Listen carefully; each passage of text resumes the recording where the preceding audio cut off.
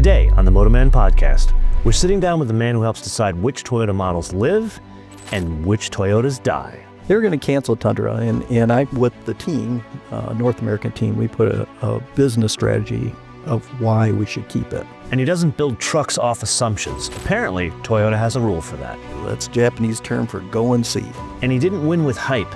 He won by rethinking the whole chessboard. Taking 3 platforms, putting it in one, and then being able to use that volume to support these other vehicles. Then the job keeps growing until the answer is always you. You should own what you're doing, and you are totally responsible for it. The trucks are famous. The man behind the decisions isn't. This is Mike Sweers.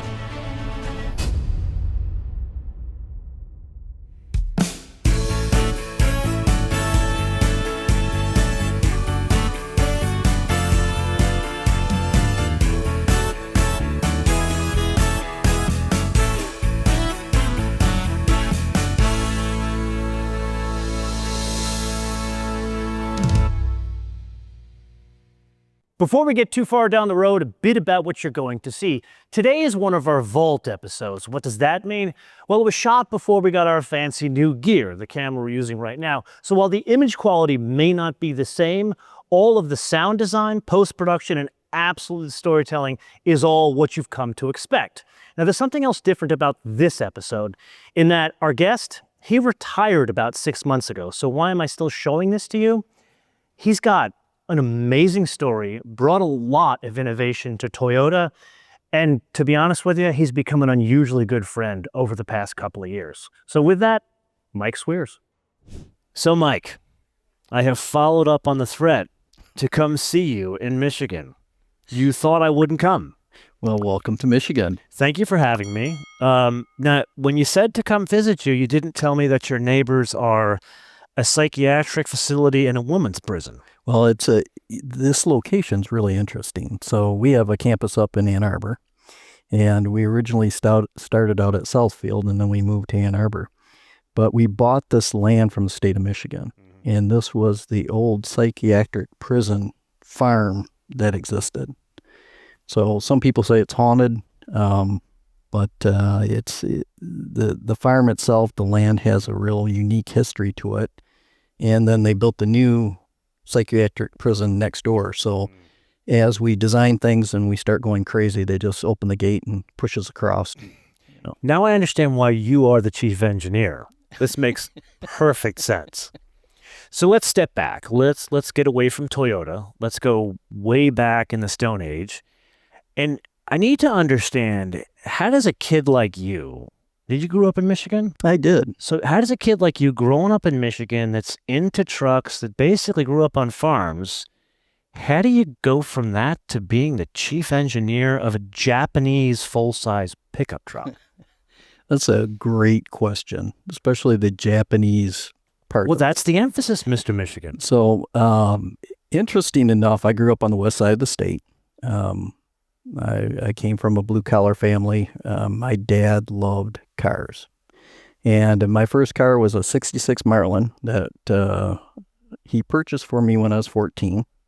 It needed a complete restoration. So he was a smart guy because he taught me how to work on vehicles, how to love vehicles, and basically kind of controlled what I did with that vehicle when I took it out, because I had so much sweat equity in it, I wasn't going to damage it at all. Was this a teaching moment where you guys did it together, or he just turned you loose on this? No, we worked on it together, and we did a lot of vehicles together, worked on a lot of equipment together. So everything. When you say equipment, farm equipment as well? Yeah, farm equipment and small engines and whatever needed, house needed work. He taught me how to do that.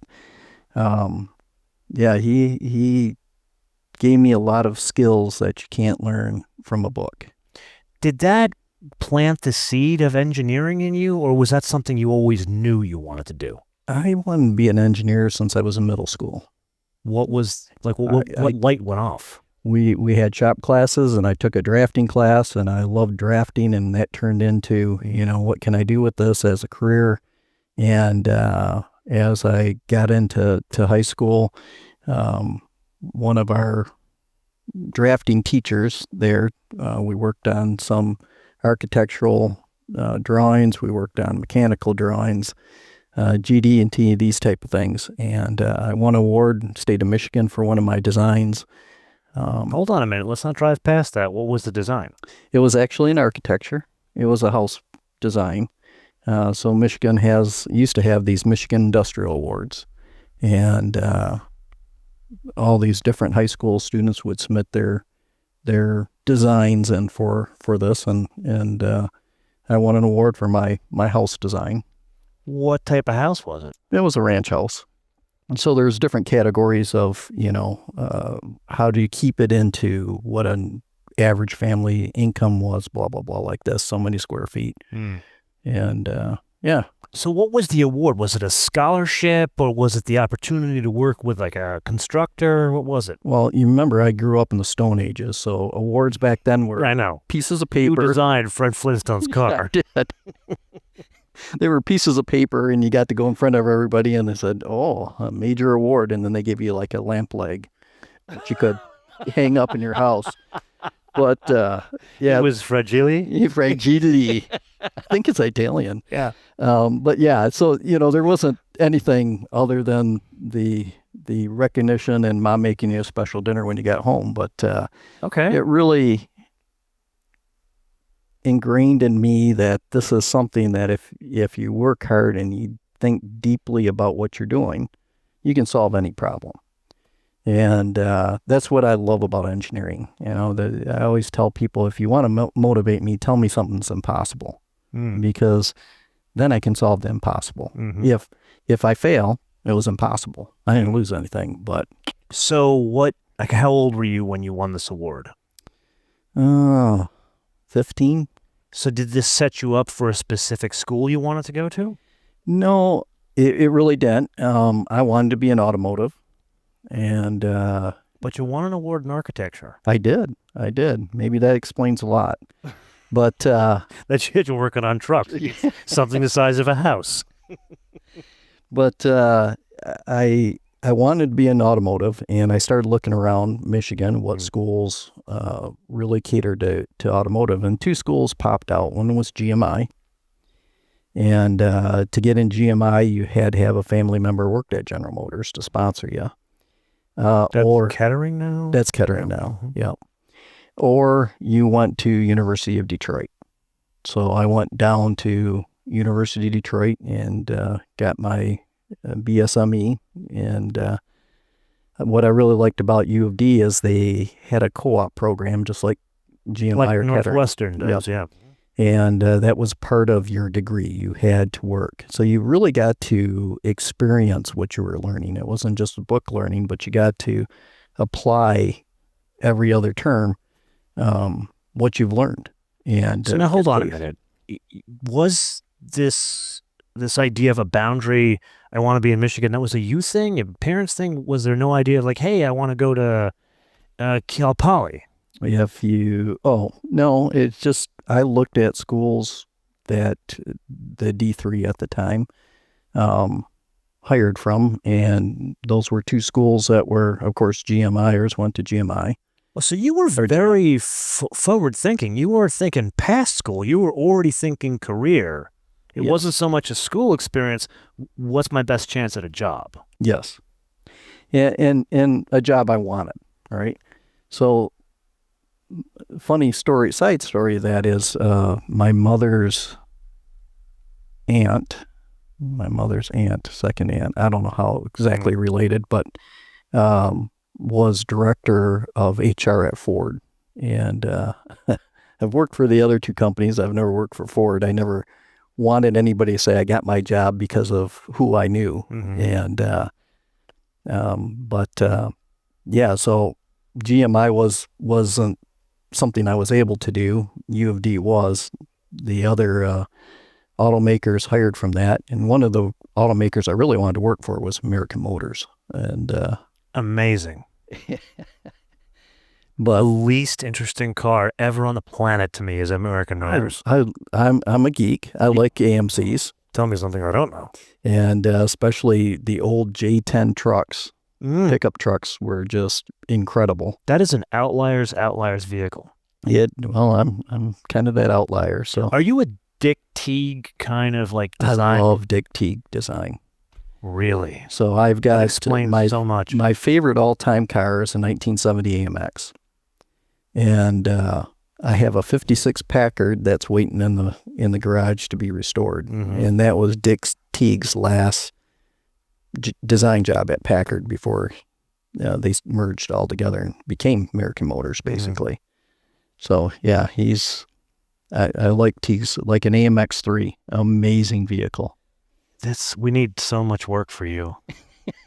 I don't know what it is. I've talked with many designers over the years, and there's one designer there's not one piece of work I like of the man's, and that's Dick Teague.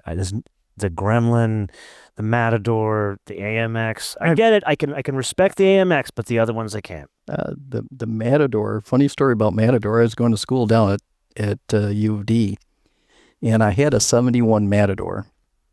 And I need a picture of this. It was white with a blue vinyl top. And at the time, the Detroit police were just starting to get rid of their Matadors, but they drove Matadors around. And I painted a big blue stripe down the side of my Matador. And it looked like a Detroit police car. And so I could literally drive down the lodge anywhere, and everybody would let me go by because they thought I was a Detroit cop. That is solving a problem. I like that. Okay, so then you're at University of Detroit. You're doing your thing. What's your university experience like? It was being a country boy. I had family. As I said, they worked at Ford's, and they lived down in Dearborn, but I really haven't ever been exposed to the city. So you were living in Dearborn when you went to university? No, I lived right on 6 Mile. Oh, wow. So you were a city boy then? Yeah. I became a city boy for a few years. Now, paint us a picture. You grew up on a farm. Yeah. So that's quite a switch for you. It was a little bit unique, especially at the time I was there. But yeah, it's interesting. We'd take off and do road trips and stuff on weekends, get away. Now, when you grew up on the farm, were you actually doing farm work?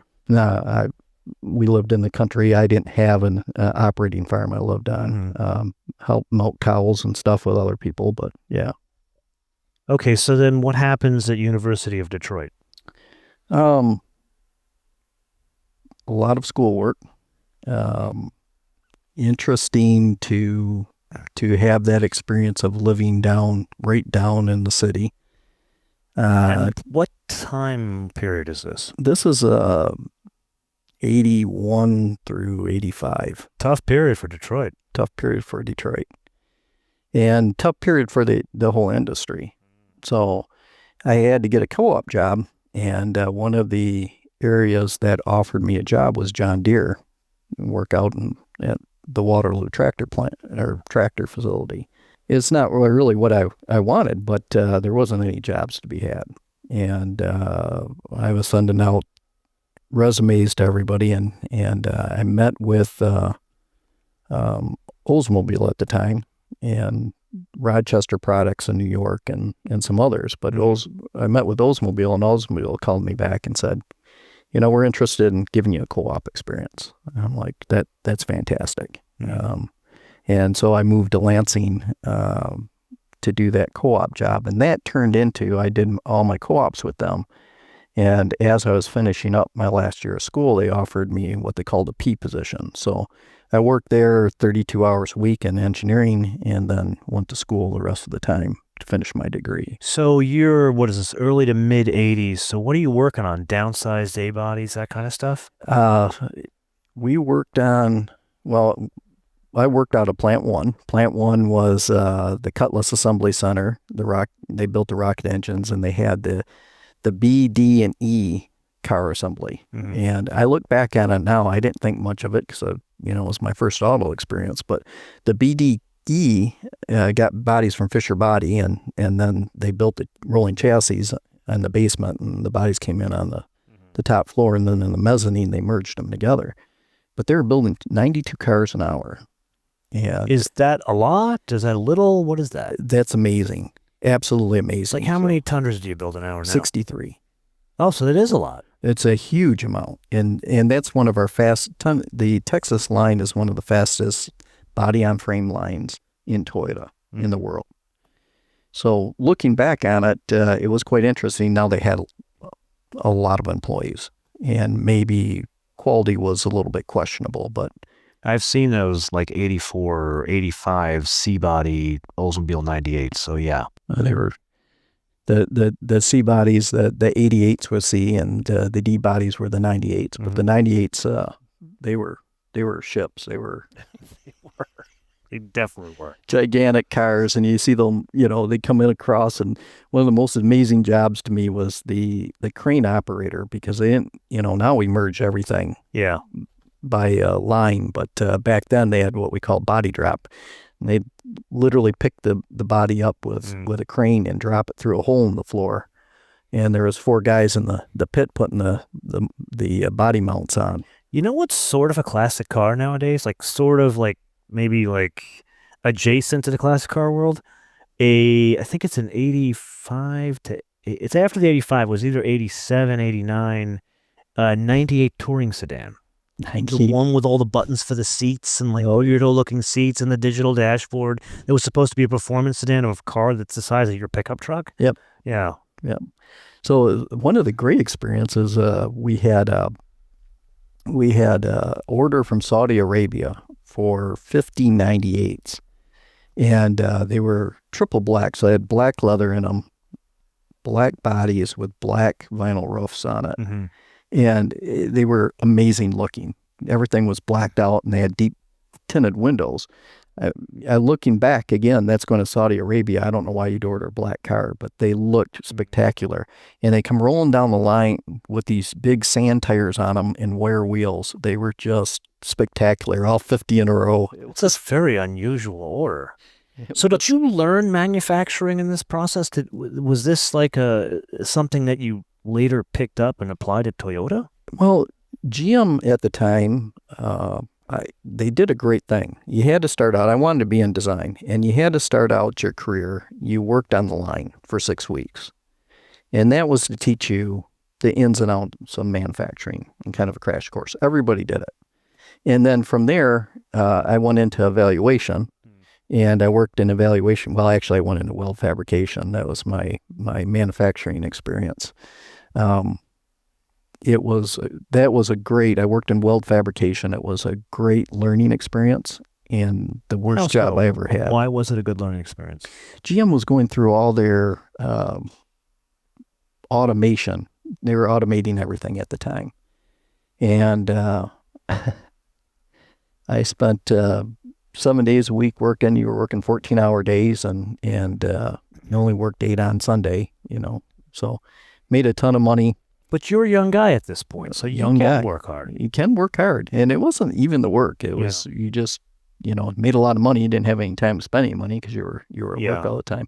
And it wasn't the work. It was just learning how to deal with different people that have different goals. If I can say I got one thing out of that whole experience, it was, how do I get people to help me get things done? And the difficulty I had when I first started was you have skilled trades, and they're the lifeblood of a manufacturing plant, and electrician versus a millwright versus this and that. And you have your deadlines and to meet. And when your equipment needs work on, how do you get these guys to help you out? So what would you do? It's a lesson my mom taught me. You treat everybody the way you want to be treated, right? And I'd go and explain to the problem. And I had production equipment I was responsible for also. And same lesson applied. So machine would break down. I can stand there and try to troubleshoot it and figure out what's wrong. Or I can just go up and talk to the operator and ask them, hey, machine's broke down, what is it? Now, they may not tell you exactly what's broken, but they can tell you what's going on, right? And just understanding the condition, explaining, what you need and what you're going to do to help them out, and really just listening before you jump to some kind of conclusion. And it really helped me learn that lesson that I can apply today and still applying it to it. So let's switch gears a little bit here. We already know from previous times you and I have got together that your wife is partly responsible for product development here at Toyota. Were you married at this point, or you're still a single man? We were engaged. Okay. And she was finishing her master's at Michigan State. And that's basically how we ended up in Lansing. As I was working in Lansing. She was going to school in East Lansing, and then she started teaching at Michigan State after she got her master's. So Oldsmobile kind of dictated her career path as well. Basically, yeah. And how long did you end up staying at Oldsmobile? I was at Oldsmobile until they had the changeover. I don't know if you know what the changeover is. What was the changeover? That's where we went from being Oldsmobile division to BOC. Oh, yes. Yes. And So now let me stop you there. Important question. You were starting, mid-80s, early 80s at General Motors. That's the exact same point where General Motors, Ford, Chrysler all had to keelhaul their entire systems to go from making vehicles this size to making vehicles this size. And it was very painful. Was there a lesson you took out of that? Was it a different experience because of the timing of General Motors than, say, what you experience here at Toyota now? I think that's a great question. I'm trying to think of the proper way to answer that question, because every 10, 15 years, the auto industry goes through a major change. And I'm trying to put years to it, but it's happening again. And I don't know if my years will work out with all the changes. But yeah, Oldsmobile was going from rear-wheel drive, body-on-frame, to monocoque or unibody front-wheel drive vehicles. Toronado's a perfect example of that. Toronado was this gigantic coupe with front-wheel drive, and it went to a monocoque from body-on-frame to a monocoque. Yeah, and 85, 86 was not pleased with that change. It was a much prettier car before that. It was a gorgeous car. It was a gorgeous car, I would agree. And yeah, so it was tough. From an engineering standpoint, it was a lot of fun because everything is new. And you had to solve these problems. What I had problems with the changeover with is we went from working on Oldsmobiles to working on GM bodies. So you worked on a Toronado, a Riviera, and Eldorado at the same time? No, we worked on all Oldsmobiles. Now, this was part of the problem with General Motors, right? Every division had its own engineering. Every division acted as its own company. So when they went through and they hired this consultant. When they came through, they said, you have 3 or 5 different 350 engines, and they're different 350 engines. So we had the rocket engine Oldsmobile. Chevy had a 350. I don't know if you remember the big lawsuit when they started putting Chevy engines in Oldsmobiles because they ran out of Oldsmobile. We had record years in the early 80s of sales. I did not know this. They ran out of rocket engines, so they put GM or Chevrolet engines into them, and then there was a class action suit against them because I bought an Oldsmobile. I'm kind of expecting an Oldsmobile rocket engine, and the design was slightly different. So things like that, the consultant came back and said, you're doing some things that are highly inefficient. If you had a corporate engine, then you only need to make one 350 engine or 5-liter 305 engine like this. F bodies, which were Camaros and Firebirds, same vehicle, the side outer or the front door was different. You can't put a Firebird door on a Camaro. Basically the same car. Even into the 82 to 89 series, that you couldn't just swap them? Well, that's where things started changing. So after the changeover and we became BOC and CPC, the goal was to commonize this. So this is when a Cadillac started looking like a Chevrolet, and everything, the lines got very blurred. General Motors took the Pendulum and swung it completely the opposite way. Too far. That's why you had a Cimarron. And that's why we had a Cimarron. They made a lot of money on Cimarron, but terrible car. Yeah, it wasn't a Cadillac. No. It was a J-body. I worked on J-bodies now. and end bodies. So GM20 was the end body. Not very exciting. Were you there quad 4 time? I was. Funny story about quad 4. So we talk about evaluation. I was in engine evaluation at the time. And the quad 4 actually started, I don't know, that's been a long time, so probably that's dirty laundry is okay. But the quad 4 started by taking old 350 engine out of the boneyard, and we just basically lopped off half of it. And we didn't physically cut it off, but when we ran half the engine as proof of concept. So you did the reverse of what Triumph did with the Stag. Yes. They took 2 4-cylinders, put it together, you just chopped it in half. But then what's the other? Now, there's a lot of people watching who have no idea what a quad 4 is. What was that engine for the avoidance of doubt? It was called the 483 before it became the quad 4, but it was a 4-cylinder. It was GM's first real 4-cylinder. What was really important about that was the head was different. Yes. Way different. I mean, this was space-age technology for General Motors. It was a 16-valve. The 16-valve, opposed to the Iron Duke, 2.5 liter. Truly terrible. The Iron Duke was a good engine. I had an 84 Fiero. Loved it, but that car could not get out of its own way. Oh, I didn't say it was powerful, but definitely not. It was a good it was a bulletproof engine. There wasn't a whole lot reliable. The clutch not so much, but yeah. Oh, that's not the engine though. So how long? That's the driver. How is that sounds? Okay, I'm going to be driving your Sequoia very shortly, so we'll see about that. How long did you end up staying at General Motors? I was only there to 85. Basically, after the changeover, I was working in chassis division, chassis design, and I was the snot-nosed kid on the block, and everybody else was 20-year my senior. Were you working with Ed Wellburn at that time? Ed Wellburn. Because he was running design for Oldsmobile at that time. Design. Like drawing cars. I don't know. I didn't. I worked in chassis. We didn't deal with those guys. Okay.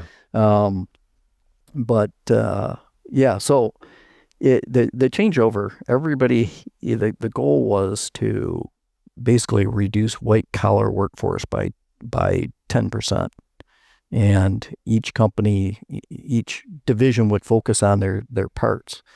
But in Lansing, we made all the rear ends for all the front-wheel drive cars, and GM made all the gas tanks and for that.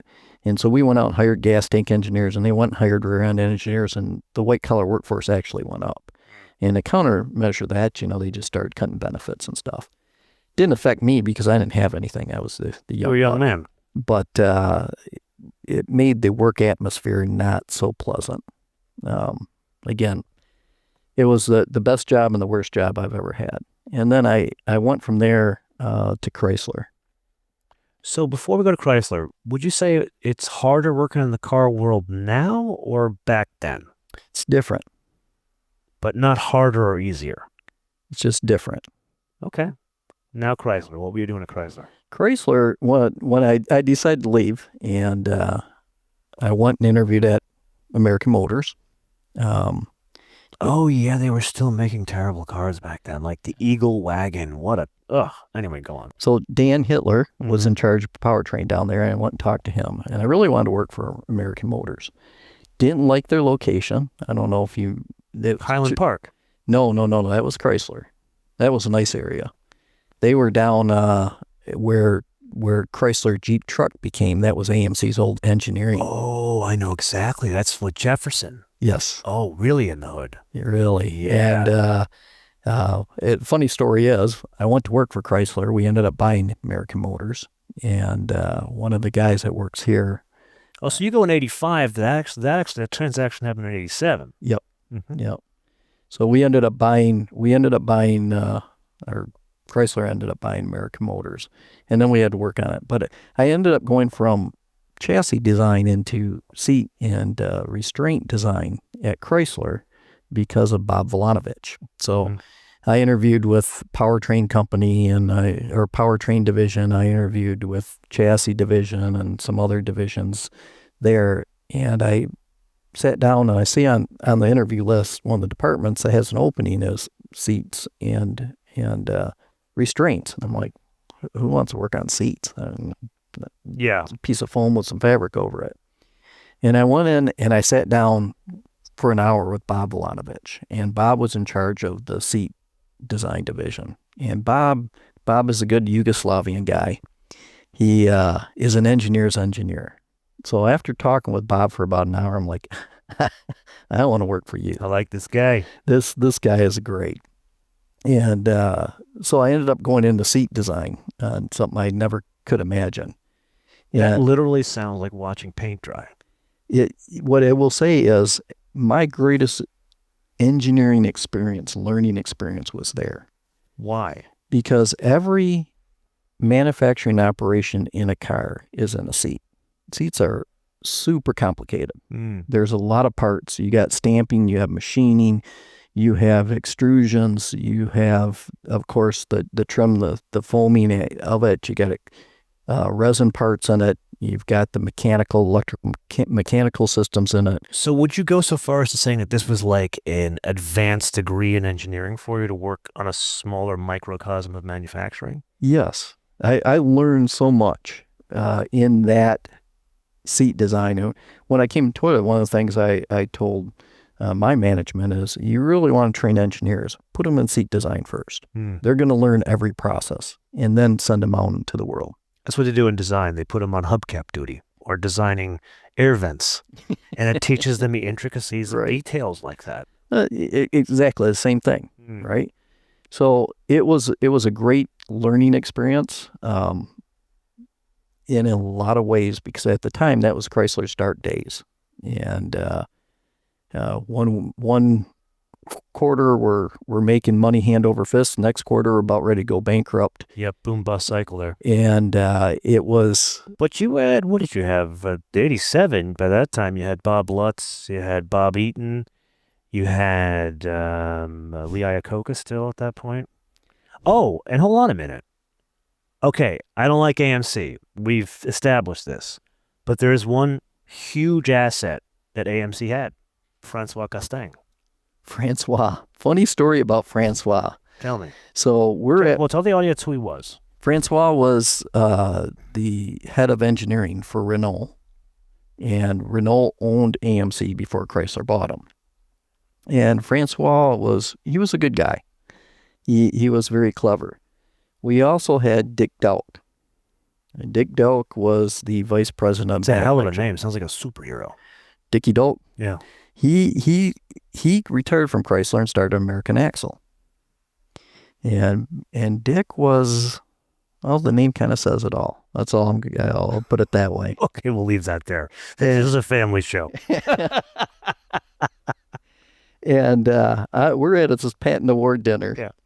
And Dick gets up, and Dick always carried around this wooden pointer. And example of that is, I walk in. Dick would carry around a wooden. Okay, I'm sorry. Go on. It's like a Three Stooges moment. But you're doing the Monty Python bits without even me asking. Go on. So a story about Dick, before I lead into the story about Dick, is we head down. I had to go down Jefferson Avenue because the line was down, and I walk into the lobby of Jefferson Avenue plant. That's gone now. They've got a new plant down there, but it was a 103-year-old plant, just miserable. When it rained, the floor would fill up with water. And I was heading down there, and I walked through the lobby, and all the management staff from the plant's up front. And when Dick was there, Chrysler was spelled out in different colors. Every letter had a different color. And he's got his wooden pointer, and he's pointing at each letter, and they would, C stands for this, and the color, blah, blah, and they go through this whole routine. And I'm just standing in the back of the room with my arms crossed, waiting for him to get done. I've got to go out the line and fix the line. And Dick gets on and goes, "Get back to work," and swings his pointer like that. He points it at me and goes, "You, come here." And I come walking over, and he points it right at my chest and says, "When we do the Chrysler thing, you will participate." And I go, "Well, I don't know it. I don't work for you." He says, "Then get the hell on my plant." I said, "Well, I'm here to fix your line, so I can leave if you want." And he goes, "Get out there and fix my effing line, then get the hell out of my plant." This guy was a real charmer. Oh, he was a Marine, and yeah. So we're at this patent awards dinner, And Dick gets up there, and he's got his pointer, and he's pounding on the podium, and he's giving this, America's the greatest, and we will kill everybody that, isn't, and blah, blah, blah. We'll destroy the Japanese and the European car companies, and he gets this done. Big speech, and he sits down. Right after he sits down, Francois gets up and has to give a speech. The guy from Renault. And while Dick is doing this, everybody's looking at Francois, and, you could hear a pin drop in this room. They're like, what do we do with the foreign guy, And Francois gets up there, and being Francois, he was just a really nice guy. He gets up there and goes, Dick, I'm sure glad I'm on your side. He goes on to the speech. But, okay, joking aside, Francois Castaing was very well respected. Like, when Bob Lutz came over there, he leaned on Francois, not the other way around. Like, all the stuff he did came from Francois, from what I understand, from Bob directly. Yeah, I didn't talk to those guys every day, but he was a good VP of engineering. So what are some, let's move past seats. What are some other big projects you work on at Chrysler? I had, one of the jobs I had to do is after we bought AMC, we had the L body, the Omni, and the M body. Remember the New Yorker? Oh, yes. The police car, New Yorkers. We ran that. The Diplomat, the Dodge Diplomat, and the Fifth Avenue. The Fifth Avenue. And what was the other Chrysler name for it? It was the same name every Chrysler was. LeBaron. Oh, God, yeah. And that took a good name from back in the day. Like in the 30s, that meant something. It meant something. It meant every Chrysler was a LeBaron. A LeBaron. Every Chrysler. Yeah, that was Iacocca's thing. I didn't know that. Oh yeah. Yeah. And we always had these. Akio's the same way. Leaders. A lot of those leaders are just really charismatic, and they have a passion about many things. But it's fun because you know where they stand on stuff. Funny story about that is my shortest styling review ever was with Iacocca. And he came in, and he wanted, one of his dreams was he wanted to bring back the Imperial. He wanted to have the Imperial back, and that as Chrysler's flagship. So we're all working on the Imperial, and he brought Trevor Creed over from Lincoln Styling, and Trevor was the new head of styling. So we have the seat review, and that's when we did clay models of seats. So there's this clay model of a seat, and I come walking in, and Jerry Piaskowski was in charge of color design for Chrysler. Now, Jerry was a great guy. Jerry, you knew what Jerry thought because he just told you what he thought. Good, bad, different, he just told you. Just without a pointer. He didn't have a pointer, but Jerry was funny about it. Jerry was kind of like your Thursday night bowling buddy, right? You knew what he had for lunch because it was on his tie. He was the non-typical styling. He didn't wear, like Trevor wore plaid pants with polka dotted shirts. Jerry wore a white shirt, and he was your bowling buddy. And his son is working in Chrysler styling now, but Jerry was always fun to hang out with when there was styling reviews. And I come walking in, and I look at the seat, and I look at Jerry, and I go, really? Because it was a 6-panel Lincoln seat. The flat 6-panel, the old-fashioned, with an Imperial emblem in it. And I look at him like, really? He goes, oh, this is going to be good. This is going to be so good. So there's a bunch of us, and we're surrounding it. And Iacocca comes busting through the doors of the styling dome, so it had double doors. And it was like Christmas Vacation with Chevy Chase. I don't know if you've ever seen that movie. Of course. And he's got his entourage. The boss got an entourage, and he's like, Merry Christmas, Merry Christmas. I don't know why they call the stuff Hamburger Hell, but works just fine by itself. So that was the scene with Iacocca always. He always had this entourage behind him. He comes busting through the styling doors, cigar in his mouth. He walks over the Sea of Engineers part. I'm standing next to Jerry Pye. He bends over the seat and goes, where's my effing buttons? Puts the cigar back in his mouth. Out the door he goes. And Jerry Piaskowski, because you have to keep in mind at that time, every Chrysler had rich Corinthian leather. Yes, it did. And button pull downs. That was from what I understand from Bob Lutz, that was a Lee thing. He was very old world luxury, like tufted leather, Landau roofs, just not with the times at that point. That was his thing. Chrysler, Dodge and Plymouth could have anything, but Chrysler's had this. That was his. So what time period is this? That would be 80, 86, 87. So you really didn't get an Imperial back, did you? No. I never saw the light of day. No. Were there any projects there you worked on that did see the light of day? Something that was interesting? I was in charge of LM and G&J body. Mm-hmm. And J body being the LeBaron Coupe, and G body being the Daytona. Oh, so that's an interesting car. It was a lot of fun. And even the L body, Chrysler at the time, even today, Chrysler, if they did nothing else, they knew how to name things. Everything had a great name. So like the LeBaron, or like the Omni GLS, or GLS. Yes. And goes like hell. That was never in there. It was just the initials, and BFT they had for one of the Ram trucks, and like this, they just Hellcat. I mean, they're great at naming. Was it hard to engineer a sports car, an American sports car, front wheel drive? Basically, take a K car and make it into that. Well, since everything we had was K cars, basically. Yeah. But no, you were trying to compete against a Mustang, a Camaro, with basically a K car. Well, in limited funds, right? Was that very hard?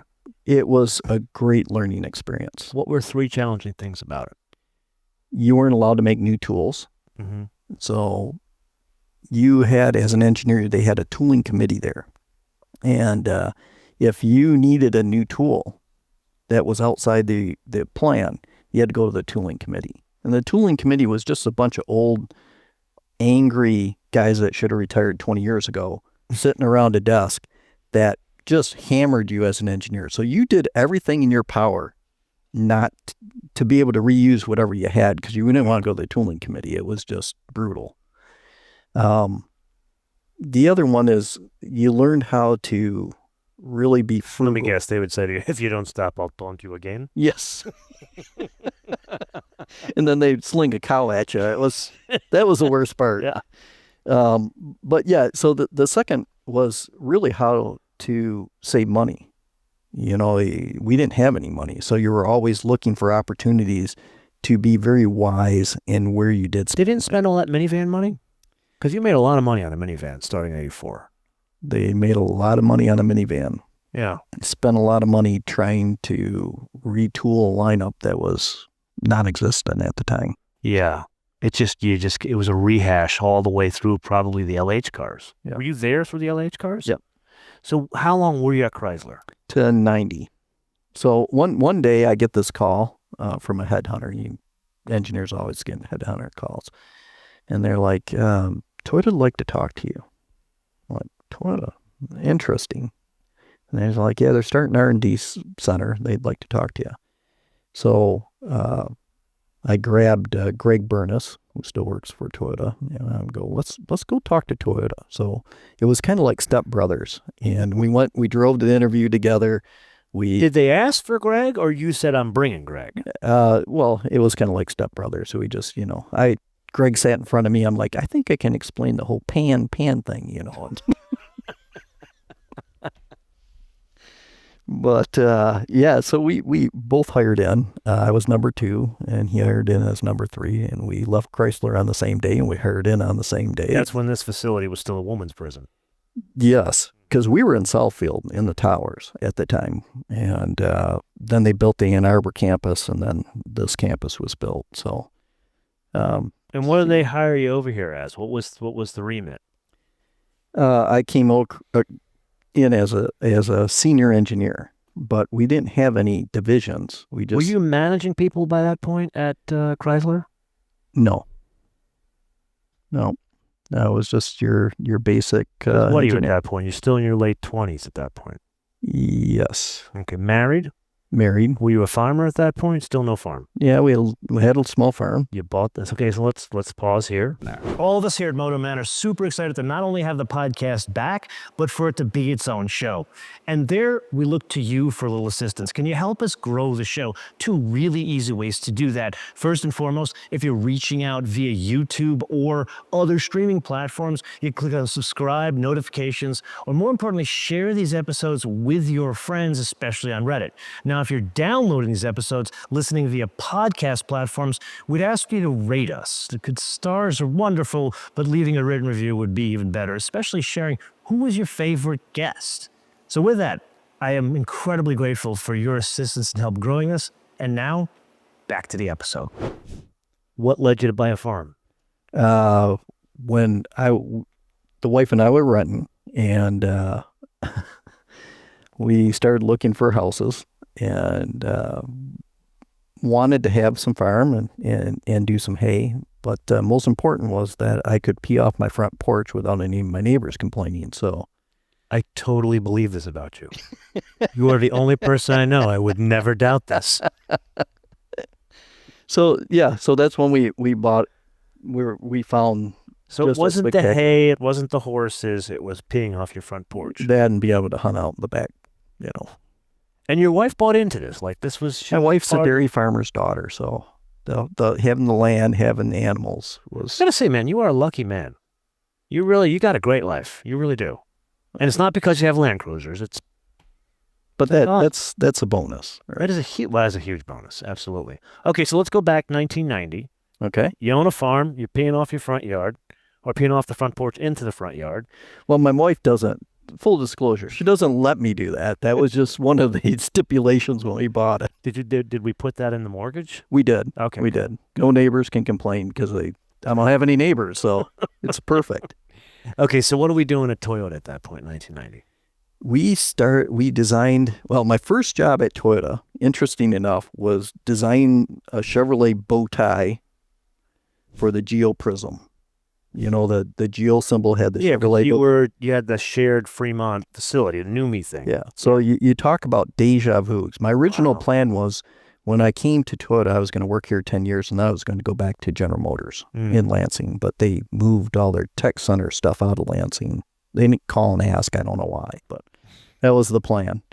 But yeah, it was just strange because my first job is designing the emblem for Geo Prism with a bow tie on the front. And I'm like, wow, I've gone full circle without going full circle. This is, kind of the Twilight Zone type thing. Yes.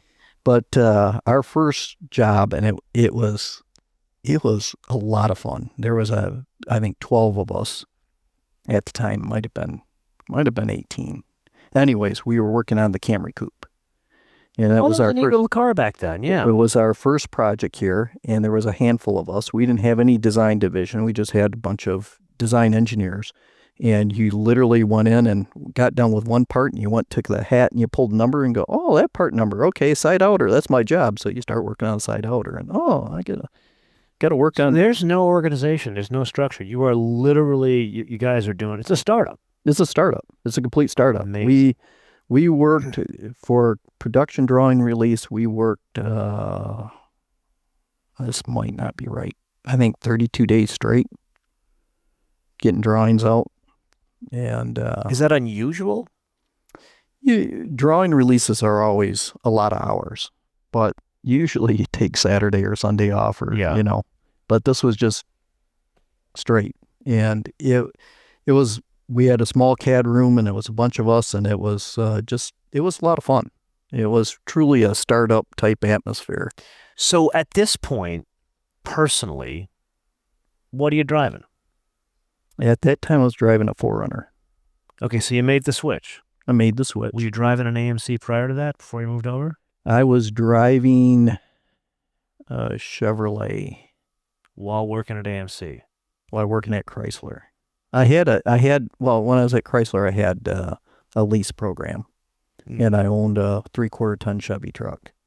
Okay, so the truck thing is really getting to be big here at this point. You're into pickups at this point. You're driving them personally. I've learned how to drive on pickups, and we I had them all my life. This was a theme throughout your entire life.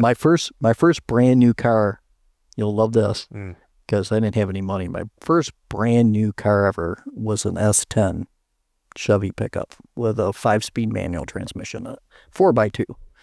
Wow. You Vinyl literally seats, got no air conditioning. You got the special, man. You got the cheapo special. It was what a young engineer could afford. Yes. But you lived within your means. Yeah. And it was fine. Except for on summer days. No air conditioning and black vinyl seats were really, really tough. Terrible. Oh. So let's go back to Toyota. You work on the Camry Coupe. Where do you go from there?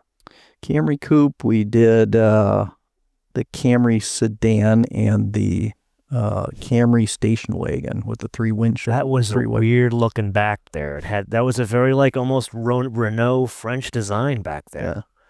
Worked on that. Then we did Avalon. First Avalon. First Avalon. Did the first Solara. Worked on the redesign of the Tacoma, the Versatilier.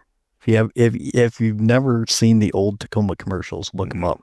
Versatilier, best commercial ever made. I will, and you guys should do the same thing. Yeah. So, was this the first truck you've been working on throughout your entire career? This Tacoma? It was the first. I worked on trucks at Chrysler, but it was really the first truck that I didn't do just seats for. And what was the impetus, either from your management or you, to move to trucks, to get away from, because you're working on basically trucks, family cars. So we had to bid for jobs like against the other R&D centers globally, and Hino did the trucks at that time. Hino and Iacocca did the Land Cruisers. So the goal was, how do we fill out and expand our engineering center? So I went to Japan and made a big pitch to do Tacoma, and basically to sell our R&D services to design a truck. And it was built in Numi, so it made sense to design it here because it was being built in Numi, but Hino was actually designing the truck at the time. So I went over there and explained to them that if you're going to have people do North American trucks, then they probably should be designed here. And we got some of the job. We didn't get all the job. How receptive were they to that? Because that's a big switch. It's a big switch, but it really came down to manpower availability. It's why we didn't do the whole job. And knowledge base. TMC proper doesn't design trucks, so they weren't really interested in it. It was going to be us or Kanto Auto Body or Toyota Auto Body.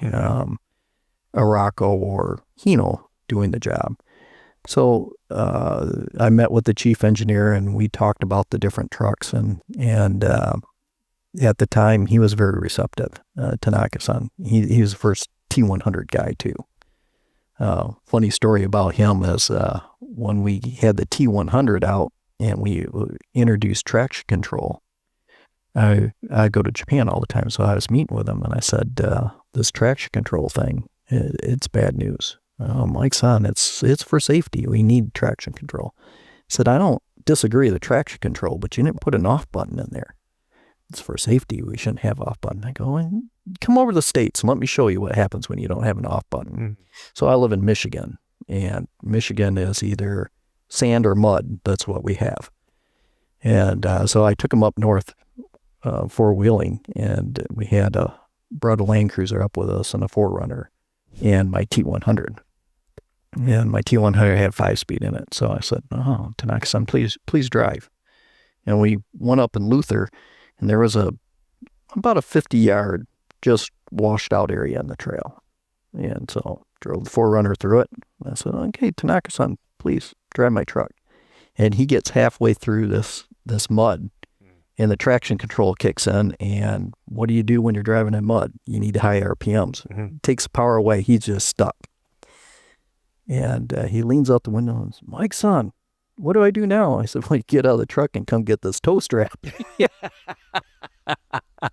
That's a very painful teasing moment. So he had to walk his one. We got a off switch on the traction control after that. Because it ruined his shoes. It ruined his pants. It was just, But that's what we call Genchi Gambutsu. That's a Japanese term for go and see. And a lot of our development's based on that. So a lot of your leadership style, a lot of your management is demonstration. Yes. Yeah. You've got to see. So, we spent a lot of time. I was just out at Moab for Cruise Moab and spent a lot of time not only understanding our test requirements, but what do our customers actually do with the trucks? Mm-hmm. And how are they using the trucks? GoPro mount on Tacoma, that came from a customer request out at the Truck Jamboree. So they were losing GoPros by, mounting them to the side of the truck with the suction cups and that, and they hit some brush or something, and they lose their GoPro. I've donated some GoPros to the canyons. Yeah. Very purpose. So they came back and said, why can't you just give us GoPro mounts? I'm like, that's genius. That's super simple to do. It doesn't cost that much. And it's part of the lifestyle of that type of truck. So at this point, so what were we at, 2004, 2005, 2006 timeframe? Is this where your career switches into Mr. Mike Sweers trucks? No, I moved from we started getting divisions. We started growing. I was a general manager of seat division, then I became general manager of interior trim. And then I went back as general manager of seat. Then I became vice president of all interiors of body design. And I was complaining, Tarashi was our president at the time, and I was complaining to Tarashi about Tundra on some of the things Tundra. So we did the original full-size Tundra back in 2008. Tarashi was president here. And I got told by the chief engineer at the time, because I was pointing out some what I thought weren't great items on the Tundra. And funny story is that chief engineer told me that when I'm chief engineer, I can make those decisions.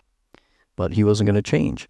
So long story short, I was... And what year was this? He says that was 2006. So we just got... Okay. And we launched Tundra, and Tarashi's son was our president.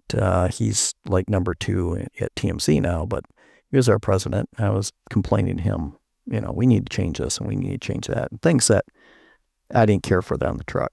And one day at 6 o'clock, he'd start wandering around. And Tarashi was a great leader, but he'd wander around at 6 o'clock, and all of a sudden you just feel this hovering over your shoulder, and you look at him. And his famous thing is, he'd go, I was thinking, and what that means is, I have another job for you to do, You've got this translation thing down. Yeah, he looks at me and goes, Mike, son, I was thinking, how to fix your Tundra complaints. And I said, really? I go, so what are we going to do? He goes, your CE, fix it. And he walks away. I'm like, whoa. It's a hell of a promotion. Yeah. Well, I got that job, and I had my VP job. And so he just gave you another job. He gave me another job. Yeah, it wasn't a promotion. It was like, here's another job, fix the problems. And then we closed NUMMI down, and we moved the trucks down to Texas. And at the time, we were working on the big change for Tundra for 14. And he comes to me and goes, I was thinking you're doing a pretty good job. So you have Tacoma too.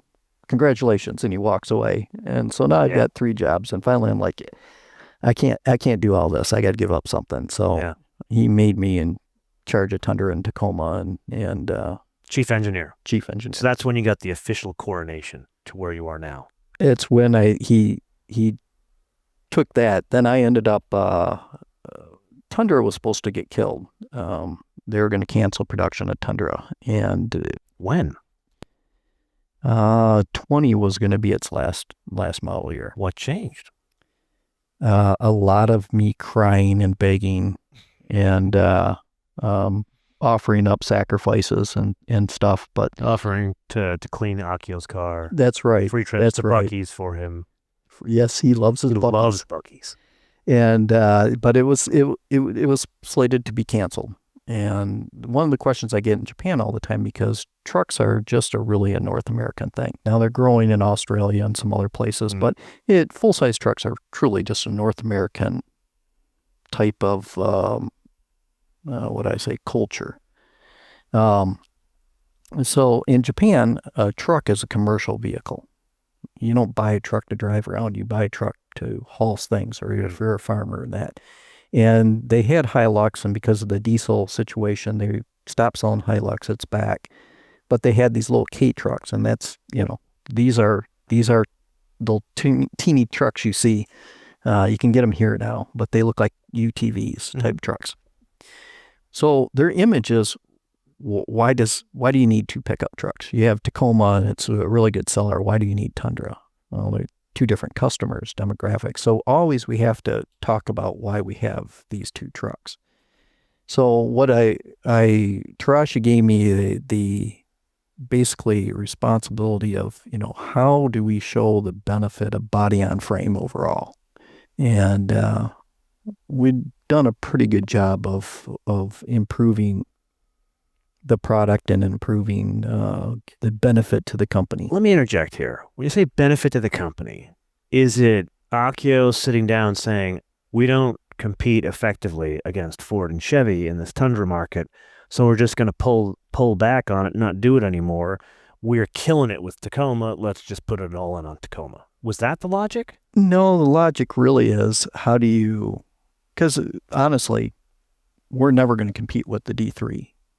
You've been clear about that in other discussions you and I had, but you never ever have told me that Tundra was going to be canceled. It was going to be canceled. You held back on me. Yeah, so they were going to cancel Tundra, and I, with the team, North American team, we put a business strategy of why we should keep it. Give me 3 very focused points of were part of that business strategy. 1, to be a full product lineup. You have to have the full size. Okay. 2, from a towing aspect, especially for the empty nesters. How do you get the snowbirds? If you're a Michigan guy, you know what snowbirds are. How do you appeal to those snowbirds? If we stop participating in this market, we don't have any offering for a Toyota customer. Mm-hmm. And Toyota Truck Heritage, people buy our trucks because of the QDR, the quality, durability. So the heritage is the third part. Heritage is the third part. And now hold on a minute before I actually ask this question. You actually took 2 cars out of the grave. It was not just Tundra. It was also Sequoia that was going to get a bullet in the back of its head. Yes. That you already told me. Yes. So was it the same business case you made for both at the same time? Yes. You're a busy man. I used to have hair. We've discussed that many times. My audience thinks I'm too hard on you about your hairline and your age. Yeah, well, this is, I used to be like 6'6" and very athletic, and this is from being beat down by everybody, but yeah. And being a farmer. And being a farmer. Yeah. So let's not drive past this. That's a huge thing. Because the best-selling vehicle, full stop, in this country, you and I both know, it's F-150. But you guys, usually Toyota, when they want to go into a space, they're either number 1 or number 2. This is the only one you're not. Yeah. And yet you were able to turn the company around and say, I want this. Yeah, and this is where putting the whole truck strategy together helped, because we have 4 different platforms globally, and then deviations of those platforms. And platform development is really expensive. So the sales pitch wasn't just the 3 you gave. It's, well, I'll tell you what, I'll put Land Cruiser on the same platform. I'll put this together. We'll save some money. It's taking 3 platforms, putting it in one, and then being able to use that volume to support these other vehicles. So you can have, scales of economy. The more you build, the which you cheaper didn't have things get. before. We didn't have that before. So would I be making a leap here that some of that lesson you had back in Oldsmobile paid off for the Tundra and the Sequoia? That was the Chrysler lesson. Oh, it was the Chrysler lesson. Yes. Yeah, because one of the interesting things for me when I came to Toyota, and every company has got its good things and bad things, but Toyota really allows the engineers to do their thing. Clearly. And what that means is dome lamps. Every vehicle has a different dome lamp in it. And when I was a VP of Interiors, it drove me absolutely insane, because every chief engineer and every even lamp designer was like, well, I can make it a little better. So they make a whole new tool. Well, how many dome lamps do you need? Design the headliner around the dome lamp. Don't design new dome lamp because you designed a headliner hole. And, it was fun in a way because we used to put our initials on the back of parts, and they did that in Japan. They'd put their names in the back of the parts, and you had true ownership of that design. So Other companies don't do this. No. Just Toyota. Well, I can't speak for all we know companies. Chrysler, we know AMC. Chrysler, I was using parts from 47, so you just you couldn't put your initials in it because that's the way everything's the tool was literally welded into the press line because there was nothing left of it. Yeah. But yeah, so the engineers take great pride, and one thing you have to know about a design engineer is, me being a design engineer, I'm probably the best design engineer. And if you're a design engineer, you probably think you're better than me, but I'm better than you because I think I'm better than you. And this is what goes on. So I always joke that, if you pulled out a pin and you gave it to two design engineers, the design looked totally different. And they'd both tell you why their design's best. That's just design engineers. That's stereotypical design. Now, for the avoidance of doubt, a design engineer, how is that different from a regular engineer? Design engineer, so you have evaluation, you have production engineers, that work in the plant, so on and so forth. When I say design engineer, I really mean the engineer who is sitting down making the design. So we're giving them a blank piece of paper. You are the root level. You are the root level. You are the code. Well, yes. In software engineers now, they're writing code. Old mechanical guys like me, you give me a piece of paper and I draw a picture on it. Yeah. Here's a problem. This is the strength it needs. Here's your cost. Here's your mass. Hit these things. Go design.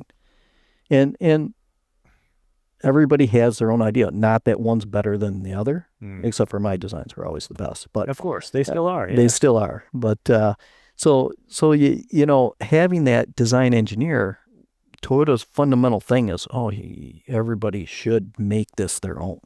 And own so the they part. encourage it. They encourage it. And the great thing about it is you don't want your part to fail. Isn't that counter to what we know about Japanese culture? What we think we know about Japanese culture? Touche. You are quite the leader. So, Japanese society, as you're growing up as a child, everybody should be the same. Yes. When you're in public, everybody should act the same. But you should own what you're doing, and you are totally responsible for it. So even to the job when you're on the line, and our plants here are set up the same way. If you're working on the line, you own that process. So unfortunately, I have to butt in here again with some more behind the scenes. You see, we had Mike booked for like 2.5 hours or 2 hours or something like that. And then at some point in this shoot, the PR minder, and there's always a PR minder, they wanted to cut it short. So they gave us 5 more minutes. So with that, here's the last 5 minutes with the amazing Mike Sweers.